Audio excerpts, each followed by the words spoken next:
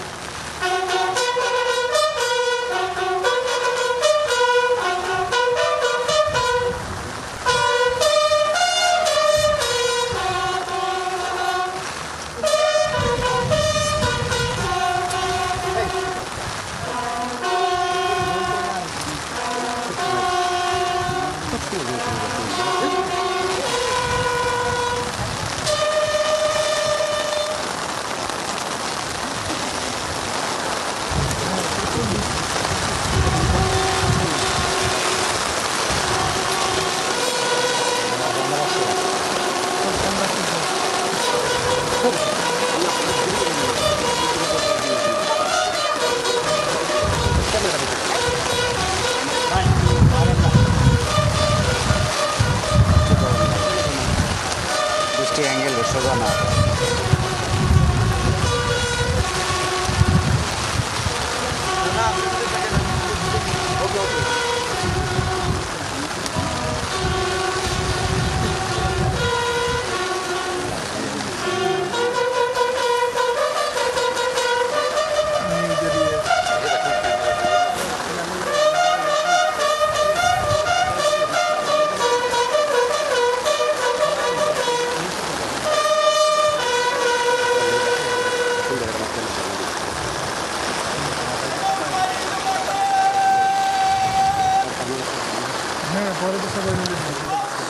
রাষ্ট্রীয় সালামের যে আনুষ্ঠানিকতা বীর গোল্ডেন সুর বাজানোর পরপরেই এখন রাষ্ট্রীয় সালাম প্রদান করা হচ্ছে। মূলত এরই মাধ্যমে শ্রদ্ধা নিবেদনের যে প্রথম পর্ব সেই শ্রদ্ধা নিবেদনের প্রথম পর্ব শেষ হলো। দ্বাদশ জাতীয়